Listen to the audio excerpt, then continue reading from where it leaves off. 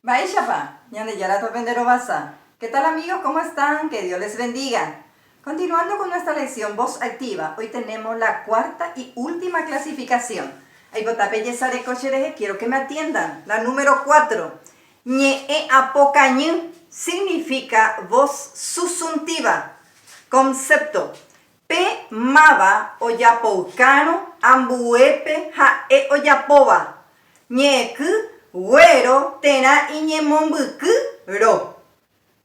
Que traducido quiere decir, el sujeto realiza la acción para conseguir que el paciente realice la misma acción. Utiliza la partícula güero o su apócope ro. Tembiaishana, ejemplo.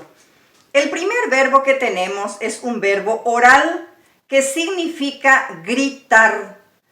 Tenemos los pronombres personales she, de, jae, ñande, ore, pe, jaecuera y las partículas de número y persona are, o, ñande, ya porque el verbo es oral. Ro, pe, o. Se le agrega la partícula de la voz susuntiva güero y al lado se coloca el verbo, en este caso, sapucay. Yo puedo utilizar el apócope ro también para conjugar. Y sería de esta manera. Yo puedo conjugar she agüero sapucay como she aro sapucay. Y ahí se utiliza el apócope ro, que es abreviar la partícula güero. Y se conjuga de esta manera. She agüero sapucay, de regüero sapucay, jae ogüero sapucay, ñandeya güero sapucay, orero güero sapucay, peepe güero sapucay, jaecuero güero sapucay. Que traducido quiere decir, yo le grito, tú le gritas, él le grita, nosotros les gritamos, nosotros les gritamos, vosotros os gritáis, ellos les gritan. Tenemos el segundo verbo tin. Tin es un verbo nasal que significa avergonzarse. Nuevamente los pronombres personales y luego la partícula de número y persona. Are, o. Ñandeña porque el verbo es nasal.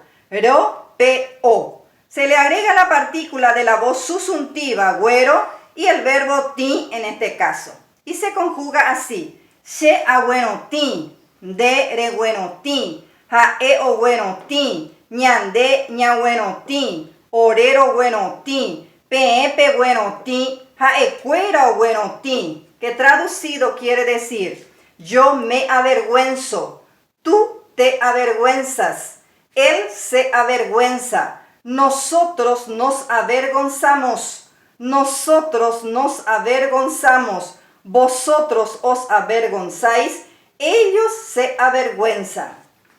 Tembiaishana, ejemplo. Les traje dos oraciones.